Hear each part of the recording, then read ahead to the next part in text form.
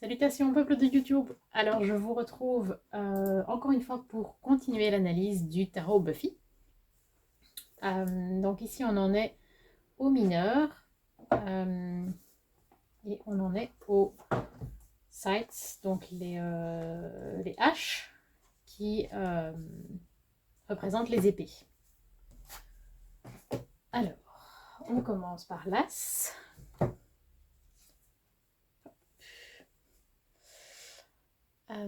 Donc cette hache, dans l'histoire, donc c'est une arme qui a été forgée pour la tueuse, que Buffy trouve après avoir affronté Caleb vers la fin de la saison 7. Donc c'est vraiment une arme qui est pratique, qui est pensée pour être vraiment utile à la mission de la tueuse et qui dégage une énergie particulière voilà, qu'une tueuse peut ressentir et que d'autres gens ne ressentiront pas.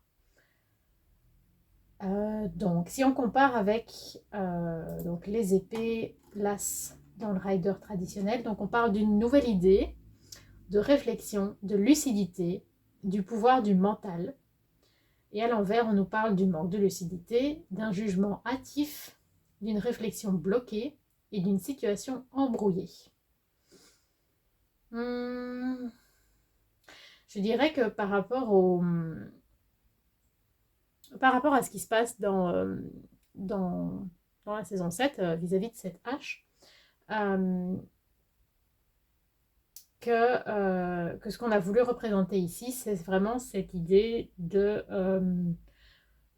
une nouveauté qui peut faire la différence. Donc dans l'idée, la nouvelle idée, la lucidité, le pouvoir du mental, c'est aussi une reprise de confiance en soi,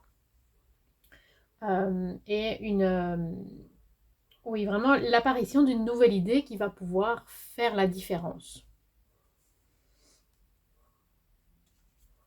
Alors, patatras, tout va bien.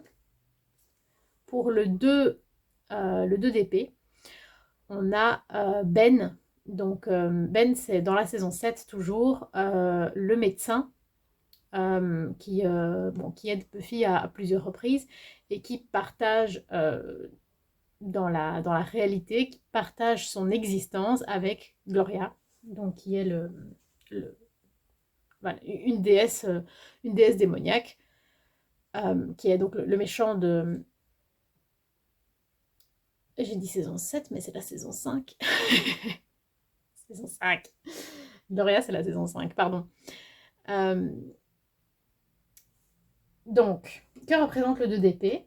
L'indécision, le blocage, la réflexion avant d'agir, le compromis à trouver. À l'envers, il représente la lucidité, une décision évidente et l'idée que ça avance enfin. Ça me fait penser au fait que tout à la fin de la saison 5, au moment où il apparaît aux personnages principaux que Ben et Gloria ne sont quelque part qu'une seule et même personne, que ça implique... Évidemment, Gloria est impossible à battre, puisque c'est une déesse avec des pouvoirs extraordinaires, mais Ben est un simple être humain. Mais Buffy, par rapport à son statut d'héroïne, ne peut pas se résoudre à faire du mal à Ben, même si, en quelque sorte, tuer Ben, c'est tuer Gloria, donc ça pourrait résoudre le problème. Buffy ne peut pas se résoudre à cette conclusion, de par son statut d'héroïne, et il est plus ou moins clairement suggéré en off que c'est Giles qui va assassiner Ben pour protéger l'humanité, donc pour éviter que Gloria ne revienne par la suite se venger du fait d'avoir échoué dans son plan. Donc on retrouve cette idée de l'indécision, donc que Buffy est incapable de prendre une décision difficile, qu'elle est bloquée dans cet état, et le compromis à trouver, que, enfin, évidemment, c'est Giles qui le trouve, mais enfin, qui se résout à le trouver. Mais voilà, moi je pense que c'est ça que l'auteur a voulu représenter. Et Ben lui-même est soumis à ce choix terrible, parce que quelque part on peut penser qu'il aurait pu lui-même arriver à l'idée que, en se donnant la mort, il aurait protégé l'humanité de Gloria. Mais oui, comment en arriver à une telle conclusion, voilà, je pense que c'est ça les questions que soulève cette carte. Petit thé de chez Lipton, je crois. Euh, Framboise et fruit de la passion. Très bon. On arrive au 3 d'épée, qui est l'une de mes cartes préférées, malgré que clairement c'est pas une carte facile. C'est souvent une carte qui me touche énormément. Non pas la représentation traditionnelle du rider avec le cœur transpercé par les épées, mais certains jeux euh, l'illustrent d'une manière plus... Je sais pas si c'est plus imagé ou moins imagé, mais l'illustre différemment. Et quand c'est le cas, souvent ça me touche énormément. Ici, ce qu'ils ont représenté, c'est dans la saison 5, donc la scène où Buffy trouve sa maman décédée, donc qui avait fait une rupture d'anévrisme. Euh, c'est évidemment donc, que représente normalement le 3 d'épée. Donc c'est une séparation douloureuse, un chagrin, une douleur, une peine de cœur, se sentir rejeté ou pas à sa place. À l'envers, ça peut représenter le fait de se reconstruire après un événement douloureux, de lâcher prise sur sa douleur, de pardonner ou de se réconcilier. Pour moi, vraiment, le 3 d'épée, c'est le chagrin. C'est vraiment le mot qui représente le mieux la carte, selon moi. Et je pense que cette scène n'aurait pas pu être mieux choisie. C'est un épisode douloureux à regarder, même quand on sait ce qui se passe, même quand on sait que c'est une fiction, c'est vraiment prenant. D'un point de vue réalisation, c'est très intéressant, parce qu'en fait, il n'y a aucune musique dans cet épisode. Alors qu'au cinéma et dans les séries, il y a de la musique tout le temps, on s'en rend pas toujours compte, mais c'est la musique qui apporte l'émotion. Le fait de ne pas avoir de musique du tout, ça crée une sorte de quelque chose de dérangeant, de pesant, comme si rien n'allait. Et je trouve que ça illustre tellement bien justement ce sentiment de deuil euh, qui est illustré dans l'épisode. Et c'est une chose à laquelle je songe souvent quand je suis moi-même confrontée à des événements comme devoir aller à un enterrement. Je ressens souvent que tous les bruits sont comme indécents. Je ne sais pas si vous avez déjà ressenti ça ou pensé à ça. Enfin, c'est très présent chez moi. Et je repense souvent à cet épisode par rapport à ce sentiment. Euh, voilà, le 3 d'épée, la mort de Joyce. Le 4 d'épée donc, est censé représenter donc la réflexion calme, méditative, le repos, la relaxation, le fait de se concentrer sur une seule chose à la fois. Et à l'envers, il peut représenter l'anxiété, le stress, l'agitation, trop d'idées à la fois et la dispersion de l'énergie. Je pense que ce qui est illustré ici sur cette image, c'est dans la saison 6, donc à la fin de la saison 5, Buffy meurt en essayant de sauver l'humanité, donc pour refermer la brèche que Gloria avait ouverte. Et donc au début de la saison 6, avant que Buffy ne soit ramenée par la magie, c'est un robot humanoïde qui tient son rôle de tueuse pour faire croire que les choses sont sous contrôle autour de la bouche de l'enfer. Et je pense que c'est le robot qui est représenté ici. Donc le fait que pendant la nuit, elle ne dort pas comme un humain, elle est juste off et on recharge ses batteries. Je pense que ça montre cette idée de repos, de calme, le besoin d'avoir une période de repos. Comme les machines en ont besoin, d'être comme un PC par exemple. C'est nécessaire de temps en temps de l'éteindre pour euh, remettre les choses à zéro. Mais un cerveau, c'est pareil. Sans se reposer, on ne peut pas fonctionner. Voilà, je pense que c'est ça qu'ils ont voulu représenter. Dans le 5 d'épée, donc le 5 d'épée représente l'hostilité, la malhonnêteté, la trahison. Et à l'envers, il peut représenter le fait de se faire prendre, de sortir d'une crise, d'un conflit ou une situation qui se débloque. Je l'avais déjà mentionné pour une autre carte.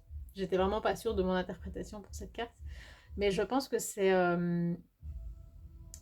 la fin de la saison 2, quand Joyce, donc la maman de Buffy, euh, lui pose un ultimatum, lui dit qu'elle ne peut pas revenir, qu'elle ne pourra pas revenir à la maison si elle s'en va, et que Buffy prend la décision de partir quand même, parce qu'elle doit absolument arrêter Angel. Je pense que c'est ça que ça représente, et je suis un peu plus sûre de moi pour cette carte-ci, parce que je reconnais les vêtements que Buffy porte. Je pense que je me suis trompée pour l'autre carte, mais je n'ai pas encore la réponse à quelle scène représente l'autre carte. Donc voilà, donc on est sur l'idée clairement d'un conflit, donc l'idée de l'hostilité, du sentiment de trahison. Donc évidemment, Joyce se sent trahie par Buffy puisqu'elle elle lui a caché des choses pendant des années, et Buffy se sent trahie par Joyce puisque elle ne comprend pas l'importance de ce qu'elle fait, l'obligation qu'elle a finalement de sauver le monde. Euh, voilà, la notion de crise, de conflit, de dispute finalement. Alors, le 6 d'épée. Donc, on a euh, Oz en loup-garou, qui s'en va. Donc, qui nous tourne le dos et qui s'en va, tout simplement. D'habitude, le 6 d'épée, donc c'est le monsieur sur sa barque, euh, avec probablement, enfin, ce que je comprends être comme son épouse et son enfant. D'habitude, le 6 d'épée représente donc quitter une situation difficile, progresser, avancer vers son objectif, une transition, un rite de passage. À l'envers, ça peut représenter le fait de résister au changement, de se figer de peur, d'être retenu par quelque chose ou quelqu'un, ou de revenir au point de départ. Donc je pense que ce qu'ils ont voulu illustrer avec Oz, c'est le fait qu'il il quitte Sunnydale, il quitte Willow, puisqu'il se rend compte qu'il ne contrôle absolument pas son pouvoir et que ses sentiments peuvent le faire switcher euh, très facilement d'un état à un autre, et que c'est dangereux pour tout le monde, pour les gens autour de lui, pour les gens qu'il aime, pour lui-même aussi. Et donc il quitte Sunnydale et il se rend au Tibet. Je l'ai déjà mentionné dans une autre carte. Hein. Il se rend au Tibet pour apprendre la méditation, apprendre à contrôler euh, son feu intérieur. Euh, voilà, je pense que c'est ça qu'ils ont voulu représenter avec cette carte. Alors, le 7 d'épée, nous avons Ethan, Ethan Rains. Donc, j'ai déjà mentionné ce personnage également. Donc, c'est un ancien ami, mais bon, qui est clairement plutôt un ennemi de Giles, de l'époque où ils étaient jeunes, où ils faisaient beaucoup de bêtises et de la sorcellerie pas très positive. Euh, donc c'est un personnage qui clairement ne veut pas du bien aux personnages principaux, qui sème souvent le trouble, qui est à l'origine de beaucoup de problèmes. Donc normalement le 7 d'épée représente les mensonges, l'arnaque, la trahison, le vol, les activités répréhensibles, le faire semblant. Et à l'envers, il peut représenter le fait de découvrir une vérité, de se faire prendre, d'être démasqué, de demander pardon ou de se réconcilier. C'est clairement un personnage qui fait des activités répréhensibles, qui essaye souvent de se sauver avant qu'on ne se rende compte qu'il est à l'origine des problèmes, euh, qui fait semblant aussi, parce que c'est vrai qu'il y a des scènes, justement l'épisode où Giles se fait changer en démon, euh, bah, juste avant que Giles se métamorphose, ils buvaient des bières ensemble, donc c'est clairement un faux ami. Voilà, c'est ce côté mensonge, arnaque, trahison, activité répréhensible. On a un peu tout dans cette carte. Et je me demande si, je me rappelle plus, je me demande si cette carte ne fait pas référence directement à l'épisode où Giles et Joyce, donc où les adultes, après avoir mangé du chocolat, se retrouvent avec un mental d'adolescent, préadolescent. Je pense que c'était aussi Ethan qui était à la source de ce problème et qui a une scène justement où il essaye de prendre la fuite. Je pense que c'est une référence à ça. En tout cas, ça reste le même personnage, quelle que soit la scène citée. Alors, le 8 d'épée, nous avons Maggie Walsh, donc c'est dans la saison 4, donc la saison où Buffy va à l'université et où il y a l'initiative, donc cette sorte d'organisation gouvernementale liée à l'armée qui étudie les démons. Et Maggie est à la tête de cette initiative. Donc, normalement, le 8 d'épée représente le fait de s'imposer des barrières, des limites, se sentir isolé, l'emprisonnement, se sentir paralysé, coincé et impuissant. À l'envers, il représente la libération, l'émancipation, le fait de dépasser ses peurs pour avancer. C'est intéressant. Je me demande si c'est pas une référence au fait que au moment où Buffy rejoint l'initiative par le biais de Riley, donc qui est quelque part le meilleur soldat de Maggie, Buffy et Riley sortent ensemble et ils sont amenés à travailler ensemble. Et Maggie va essayer de se débarrasser de Buffy parce que voilà, elle sait pas un soldat, elle sait pas être manipulable et on sait pas lui donner des ordres comme aux soldats habituels, donc ça ne plaît pas tellement à Maggie. Et au moment où elle veut se débarrasser de Buffy, elle sent qu'elle perd du coup l'emprise sur Riley. Et je pense que c'est à ce moment-là qu'elle se sent totalement isolée, elle se sent paralysée, elle se sent impuissante à, à reprendre le contrôle sur son entreprise, son personnel. Je pense que c'est ça qui a voulu être représenté. Très intéressant d'ailleurs. La saison 4, je pense que c'est ma saison préférée. Elle est en général pas beaucoup appréciée parce que je sais pas pourquoi, mais personnellement, il y a beaucoup de choses qui ont fait écho en moi parce que la période de l'UNIF, c'était clairement une période très difficile. Et le fait de voir son héroïne traverser les mêmes difficultés que soi, moi, ça m'a beaucoup touchée et beaucoup aidée. Et mon personnage préféré, c'est Riley, donc forcément, j'aime bien quand il est là. Alors, le 9 d'épée. Donc, nous avons Buffy qui clairement fait un cauchemar. Je ne sais plus si c'est dans la saison 1 ou dans la saison 2, mais en tout cas, vraiment, je pense que c'est la saison 1 même, avec le petit garçon Billy, qui est dans le coma parce que... Je vais pas vous raconter tout l'épisode. Bref, en gros, un petit garçon est dans le coma et son corps astral emmène les cauchemars dans la réalité. Et donc, on explore une vision cauchemardesque pour chacun des personnages.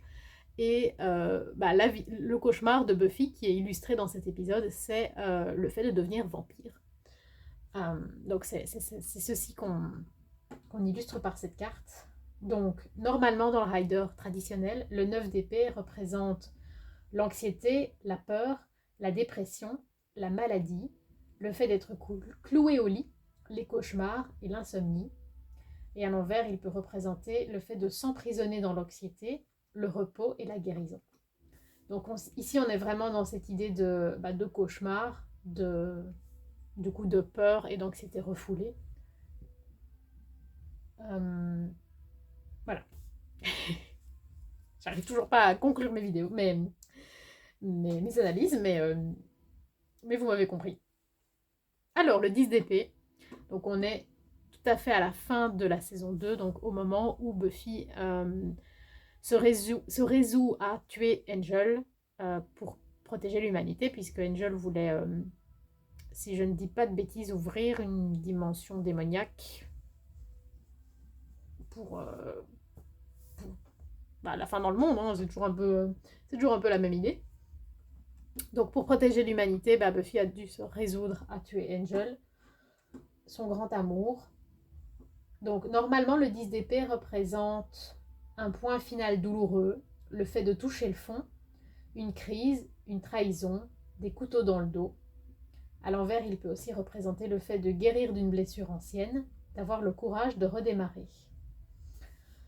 Là, on est clairement dans l'interprétation à l'endroit, hein, donc c'est un point final douloureux. Oui, c'est probablement l'une des choses les plus difficiles que Buffy ait dû faire dans la série. C'est crise, trahison. Elle a l'impression de trahir l'une des personnes qu'elle aimait le plus au monde. Je pense que c'est une très bonne illustration pour cette carte. Alors, le page d'épée, le valet d'épée, nous avons Amy. Donc, Amy apparaît, je crois que c'est déjà dans la saison 1. Donc, Amy est la fille d'une sorcière qui a du mal à accepter de vieillir, a du mal à ne plus être jeune, belle et athlétique.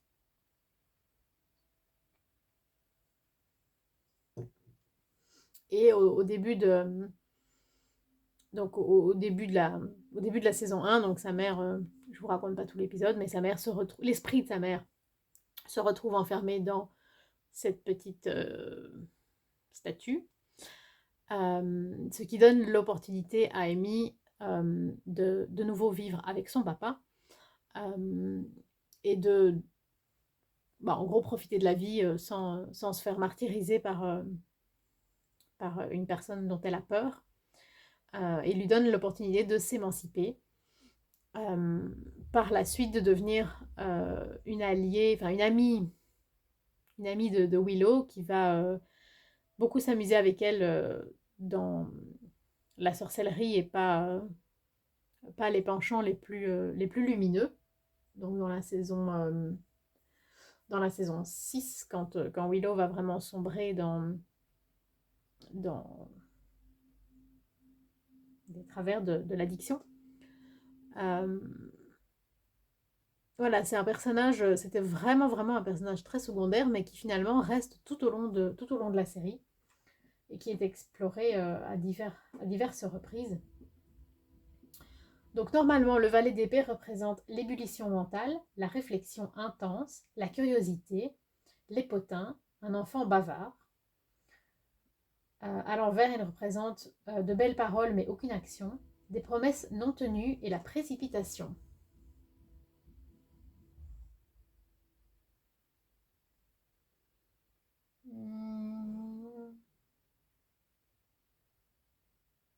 Je suis pas sûre d'arriver très bien à faire un lien avec le rider traditionnel. Après, la question se pose de savoir est-ce que le site sur lequel je me base est vraiment parfait ou pas. Euh, j'ai envie de m'attarder sur cette idée de belles paroles mais aucune action.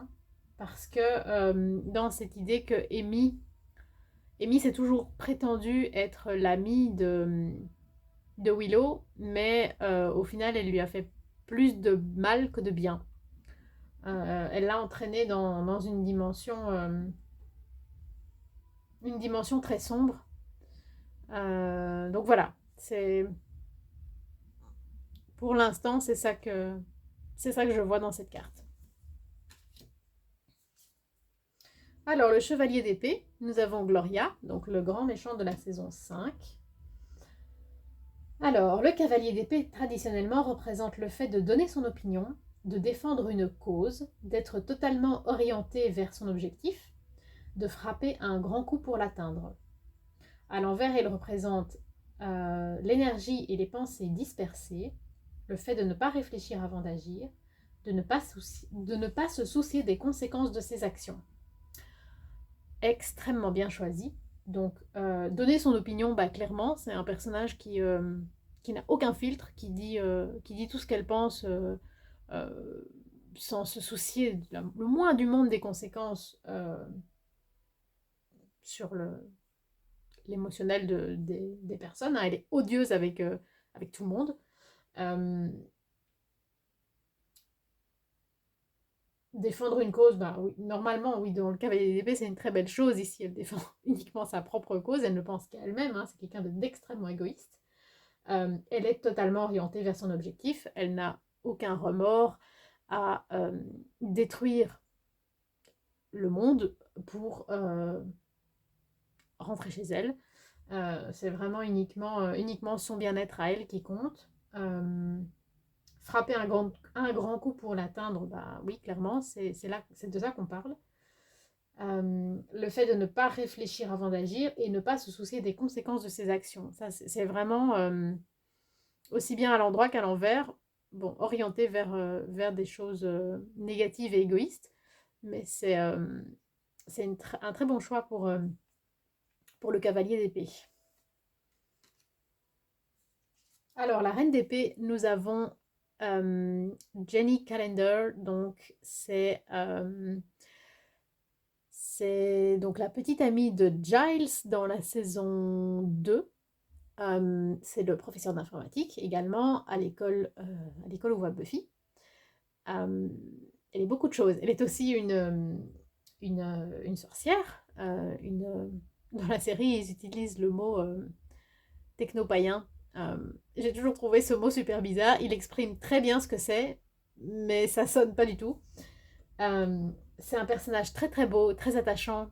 Euh, je m'y intéressais pas spécialement quand j'étais plus jeune parce que voilà, c'était clairement une adulte. Mais aujourd'hui, bah, j'ai son âge, donc je la trouve très touchante. Euh, c'est également une héritière de... Enfin, elle vient d'une famille qui est... elle est gitane. Et donc, c'est ses ancêtres qui ont rendu son âme à Angel, donc pour le maudire d'avoir assassiné euh, une personne de sa famille. Euh, donc, la reine d'épée, qu'est-ce qu'elle est censée représenter? L'intelligence, la vivacité d'esprit, le fait d'agir pour l'équité, de dire la vérité, de réfléchir et de penser pour soi, l'esprit critique. À l'envers, elle représente une personne négative qui se plaint, qui pleurniche, qui se comporte sans bienveillance ni compassion. Je retrouve beaucoup plus Jenny dans le côté à l'endroit de la carte. Donc l'intelligence, clairement, on est sur un personnage extrêmement intelligent et beaucoup plus mental que physique. Vivacité d'esprit, évidemment. Le fait d'agir pour l'équité également. Donc, elle essaye de rendre son âme à Angel euh, pour peut-être même pas pour le punir. Donc, elle va peut-être quelque part un peu à l'encontre de ce que ses ancêtres voulaient. C'est plus pour rendre service à ses amis, bien sûr, mais à ce qu'était Angel quand il possédait encore son âme. C'est complexe, hein, les états d'esprit par lesquels ce personnage passe. Euh, voilà. C'est un choix très étonnant, mais extrêmement pertinent. Je pense que... Je vous dis, les choix dans ce jeu n'ont pas... c'est pas la première chose à laquelle on pense, mais quand on creuse, c'est vraiment intéressant.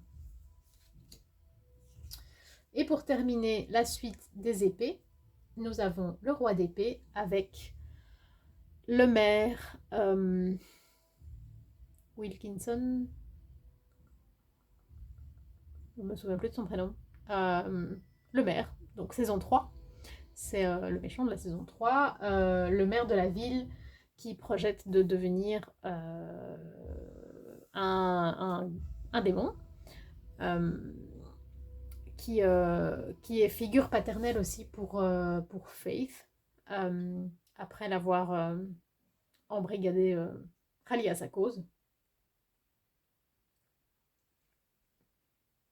Donc le roi d'épée représente la justesse et la vérité, être dans la réflexion plutôt que dans l'émotion, réfléchir et bien communiquer ses idées. À l'envers, elle représente la manipulation, l'abus, le harcèlement, faire preuve de cynisme, se montrer sans pitié. Alors, être dans la réflexion plutôt que l'émotion, bah, clairement, on n'est pas du tout dans un personnage, qui se distingue par son côté émotif, bien que ce côté est très très bien exploré avec l'affection qu'il va développer pour Faith. On est clairement dans un personnage qui réfléchit énormément, donc le fait de devenir un démon, c'est pas quelque chose qu'il improvise, hein, c'est une longue réflexion et un travail de même plus que toute une vie, puisque on découvre dans l'épisode qu'il a des centaines d'années. C'est quelqu'un qui communique énormément également. La manipulation, bah oui, clairement, on l'a, ça, il n'y a aucun souci à ce niveau-là. Le cynisme, c'est un personnage qui a beaucoup d'humour. C'est vrai que c'est un personnage étonnant. Et se montrer sans pitié, bah oui, ça c'est sûr que on n'est pas dans un titan. Voilà, je vais m'arrêter là. Donc on a fait la suite des épées, donc des haches, scythes en anglais. Et il nous reste donc encore une vidéo qui sera la suite des pentacles, ou les deniers.